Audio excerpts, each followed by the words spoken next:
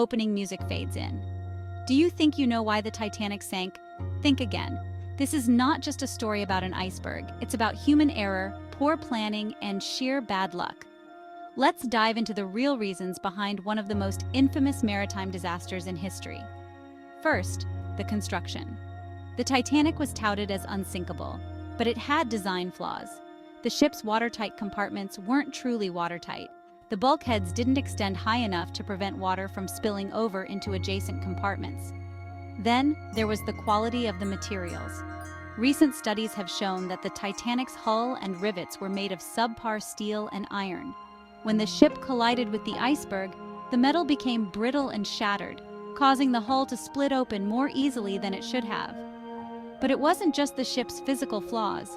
There were navigational errors too. The Titanic received multiple iceberg warnings throughout the day of the collision, but they weren't properly communicated to the bridge. Some messages never even made it to the captain. Now let's talk about speed. The Titanic was racing across the Atlantic, trying to set a record. Captain Smith ignored the iceberg warnings, believing the ship could easily navigate through the iceberg field. By the time the lookout spotted the iceberg, it was too late to avoid a collision. Here's a lesser-known fact: the binoculars. The ship's lookouts didn't have access to binoculars. These were locked away, and the key was with an officer who was removed from the crew before the voyage. Without binoculars, spotting icebergs in the dark was nearly impossible.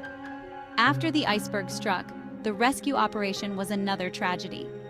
The nearest ship, the Californian, was just 20 miles away, but didn't respond to the Titanic's distress signals.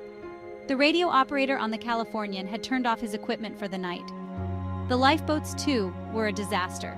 There weren't enough lifeboats for everyone on board, and many were launched half-empty in the chaos.